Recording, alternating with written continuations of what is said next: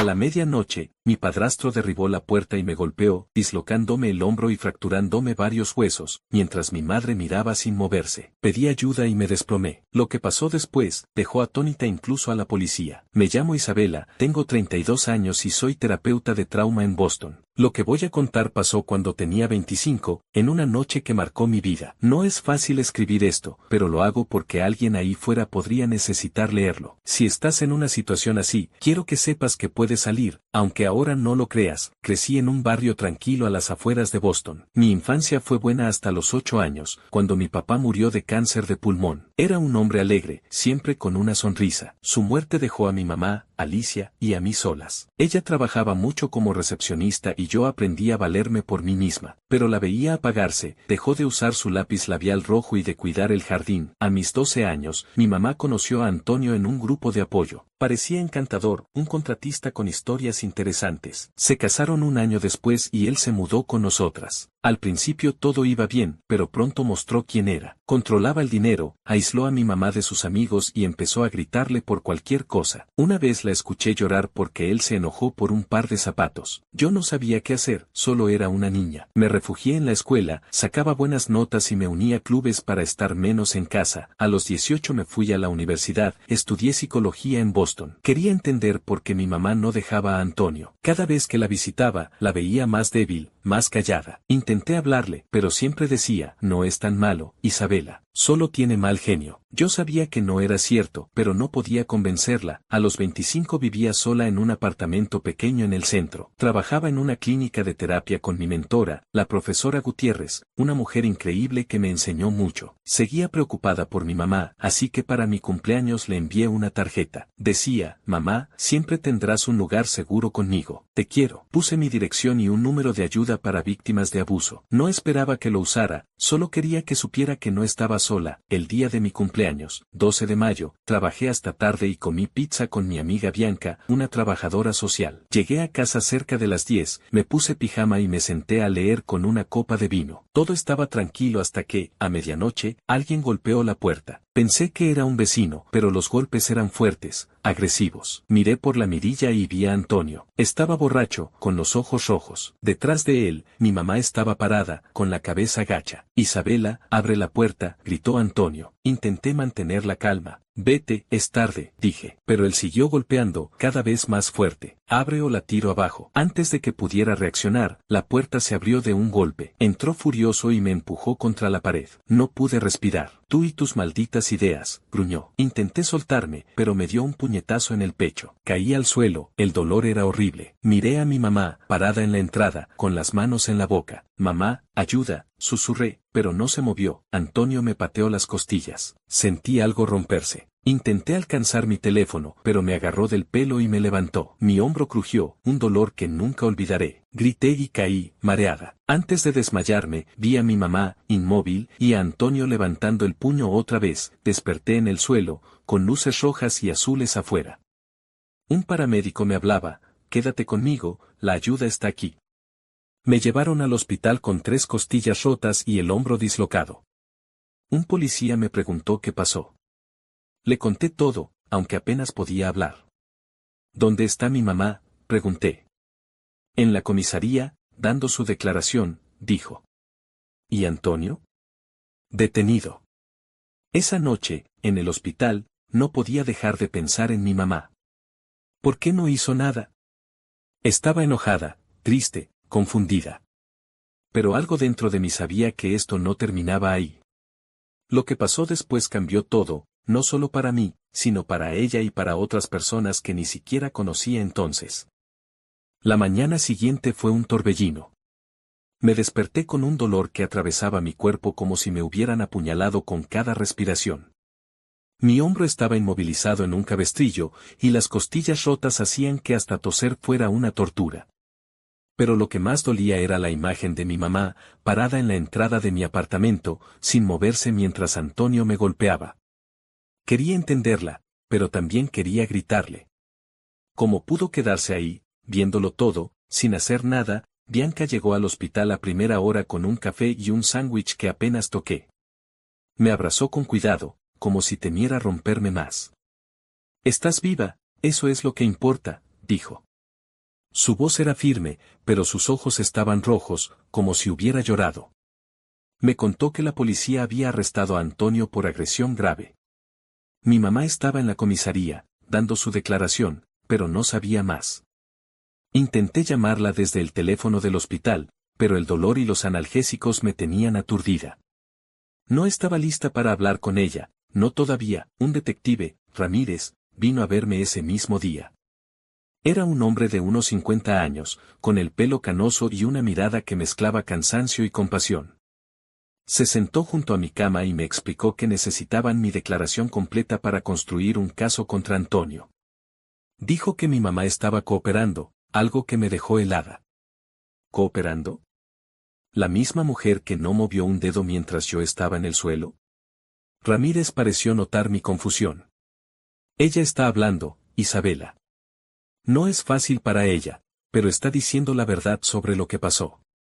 No dio detalles, pero su tono me hizo pensar que había más en la historia. Le conté todo lo que recordaba, los golpes en la puerta, la furia de Antonio, el puñetazo, las patadas, el dolor insoportable.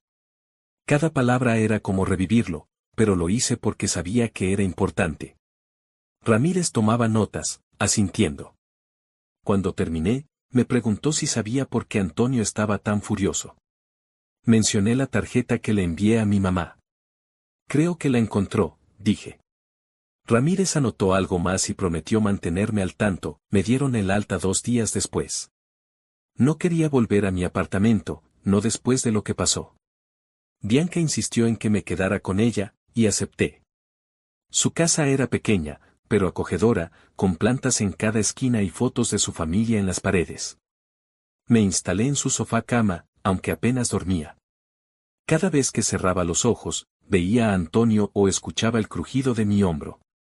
Los analgésicos ayudaban con el dolor físico, pero no con el resto. La profesora Gutiérrez, mi mentora, vino a visitarme a casa de Bianca. Trajo un libro sobre resiliencia y una nota que decía, eres más fuerte de lo que crees. Hablamos un rato, y me dijo algo que se quedó grabado, el trauma no solo afecta a quien lo sufre, Isabela. También paraliza a los que están alrededor. Tu mamá estaba atrapada en su propio miedo. No estaba lista para perdonarla, pero sus palabras me hicieron pensar. Quizás mi mamá no era solo una espectadora, sino otra víctima. Una semana después, Ramírez me llamó. Quería que fuera a la comisaría para revisar mi declaración. Bianca me llevó, aunque cada movimiento era un recordatorio de mis heridas.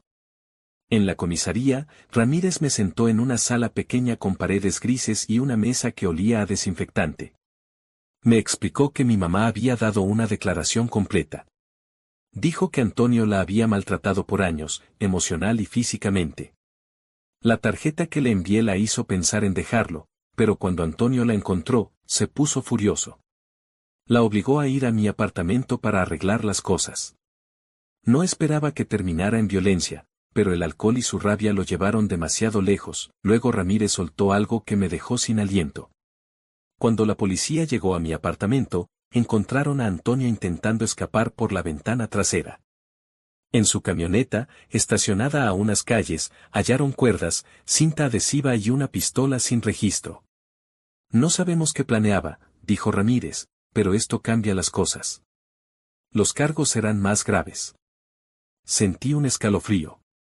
¿Qué habría pasado si no hubiera activado la llamada de emergencia? ¿Qué tenía en mente Antonio? Esa noche, en casa de Bianca, no pude dormir.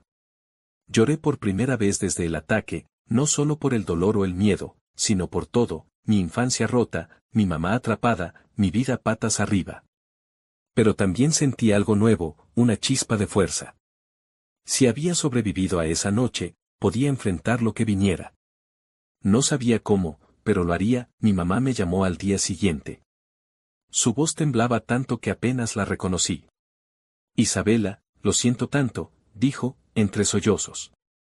Quise gritarle, preguntarle por qué no hizo nada, pero algo me detuvo. No ahora, mamá, dije, y colgué. Escuché su llanto antes de cortar. Sabía que tendríamos que hablar, pero no estaba lista. El enojo y la tristeza eran demasiado grandes. Empecé terapia a la semana siguiente, no como terapeuta, sino como paciente. La profesora Gutiérrez me recomendó a la doctora Patel, una mujer cálida pero directa. En nuestra primera sesión, me preguntó qué quería lograr. Quiero dejar de sentirme rota, dije. Ella asintió y me dio un cuaderno para escribir mis pensamientos. Al principio me parecía una tontería, pero escribir me ayudó a ordenar el caos en mi cabeza. También leí todo lo que pude sobre violencia doméstica, queriendo entender no solo mi experiencia, sino la de mi mamá. Un mes después, accedí a encontrarme con ella. Elegimos un café en el centro, un lugar neutral. Estaba nerviosa, pero cuando la vi, algo en mí se ablandó. Se veía diferente, más viva, como si un peso se hubiera levantado. Llevaba lápiz labial rojo, algo que no veía en años. Me dijo que estaba yendo a terapia y que había decidido testificar contra Antonio. No puedo cambiar lo que hice, o lo que no hice, dijo, con los ojos llenos de lágrimas. Pero puedo hacer lo correcto ahora. No la abracé, no estaba lista, pero asentí. Era un comienzo. El juicio de Antonio llegó rápido, 3 meses después del ataque. Fue un proceso agotador. Tuve que subir al estrado, contar todo de nuevo, sentir los ojos de extraños sobre mí. Mi mamá también testificó. Habló de los años de abuso, de cómo Antonio la controlaba, de cómo el miedo la había convertido en alguien que no reconocía. Lloró al hablar de esa noche, dijo que quiso detenerlo, pero no pudo. Escuchar eso dolió, pero también me ayudó a entenderla un poco más. Las pruebas eran abrumadoras, mi declaración, la de mi mamá, las fotos de mis heridas. El informe de los paramédicos y lo que encontraron en la camioneta de Antonio. Lo condenaron a 7 años por agresión, allanamiento y posesión ilegal de un arma. Cuando escuché el veredicto, no sentí alegría, solo un alivio pesado, como si pudiera respirar por primera vez en meses. Después del juicio, mi mamá y yo empezamos a reconstruir nuestra relación, paso a paso. Ella se mudó a un apartamento cerca de mí, encontró trabajo en una librería y retomó su amor por la jardinería. Verla plantar tulipanes otra vez fue como recuperar un pedazo de mi infancia.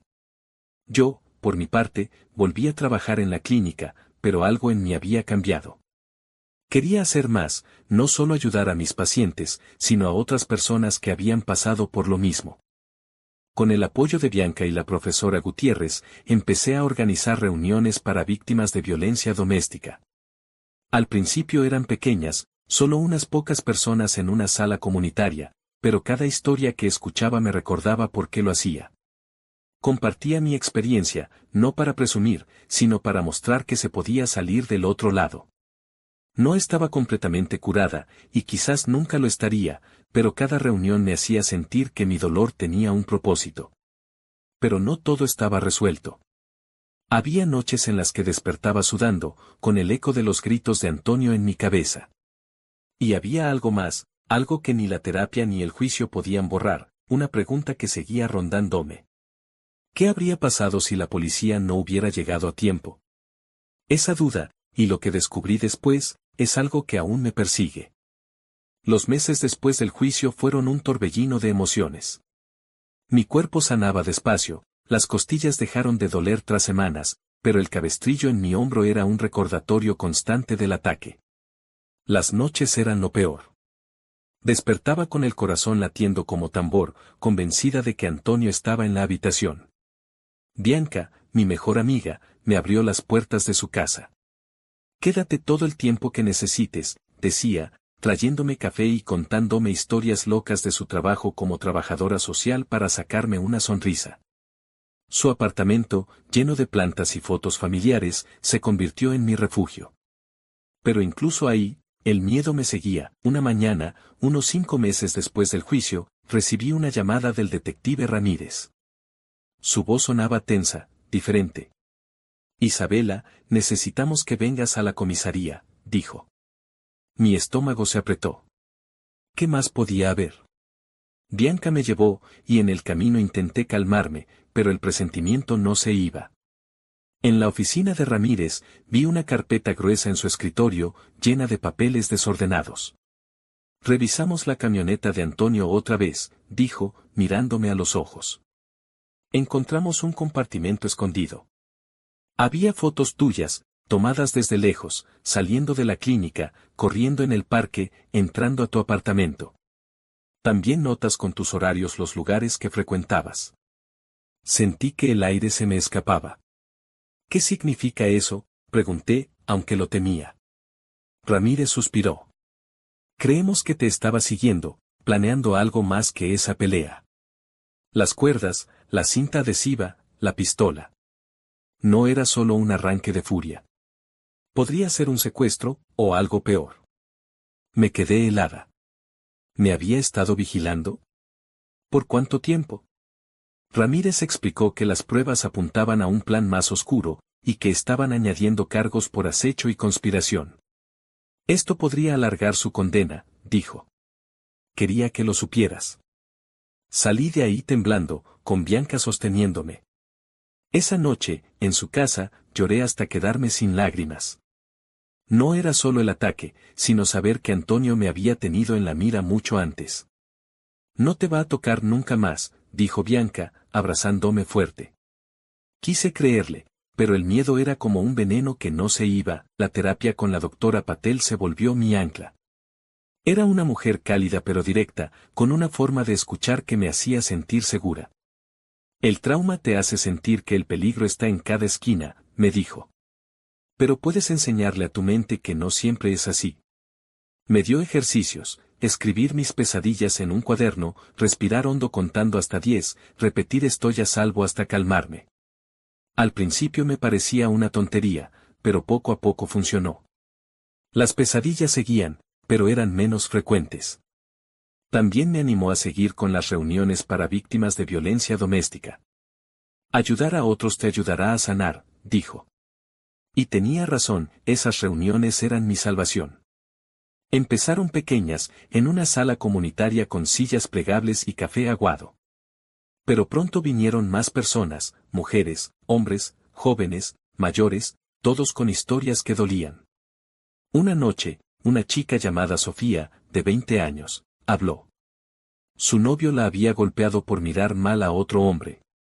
Me miró con ojos desesperados, como si yo tuviera todas las respuestas. No las tenía, pero le conté mi historia.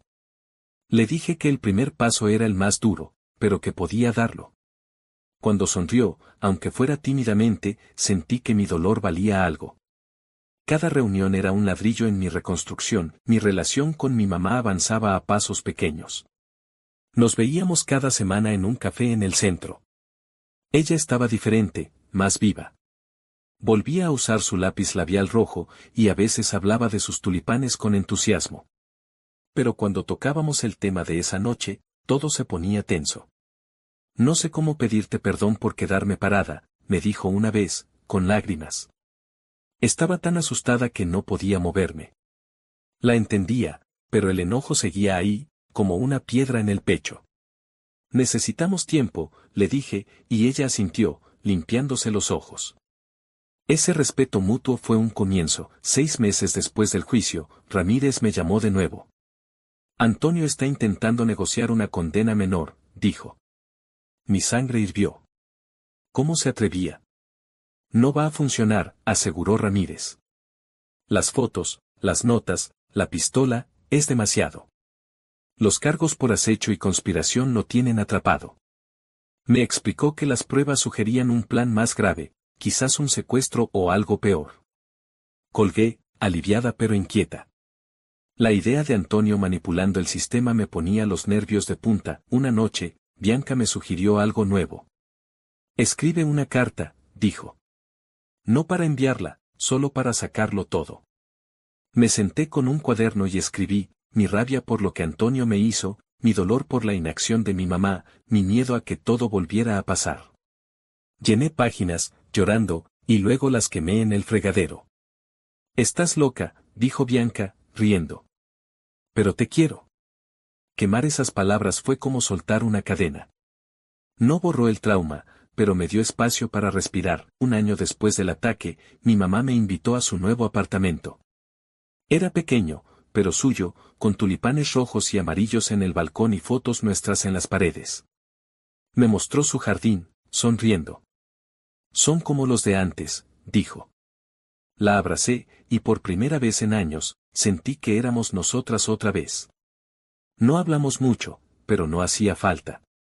Estábamos sanando, despacio, las reuniones crecieron tanto que tuvimos que moverlas a una sala más grande.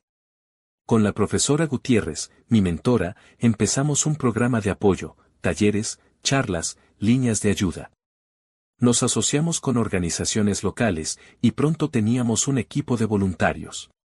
Una noche, una mujer mayor, Rosa, me tomó de la mano. Nunca pensé que hablaría de lo que pasé, dijo. Pero tú me diste el valor. Lloré en el coche después, no de tristeza, sino de orgullo. Ayudarlas me estaba reconstruyendo. 2 años después, mi vida era otra. Las pesadillas eran raras, y cuando venían, sabía cómo manejarlas. Mi mamá y yo nos veíamos más, cocinábamos juntas, reíamos como antes. Ella trabajaba en una librería, feliz, con su jardín lleno de vida. Yo di mi primera charla grande en un centro comunitario, contando mi historia a un salón lleno. Cuando terminaron de aplaudir, me temblaban las piernas. No era solo una sobreviviente, era una voz para otros, pero la historia tuvo un último susto. Ramírez me llamó, casi 2 años después del juicio. Antonio había intentado apelar, diciendo que estaba arrepentido. No funcionó. Las pruebas eran abrumadoras, las fotos, las notas, la pistola.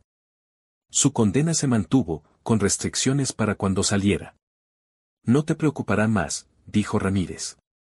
Colgué, y por primera vez, sentí que ese capítulo estaba cerrado. Esa noche, mi mamá y yo abrimos una botella de vino en su balcón, rodeadas de tulipanes.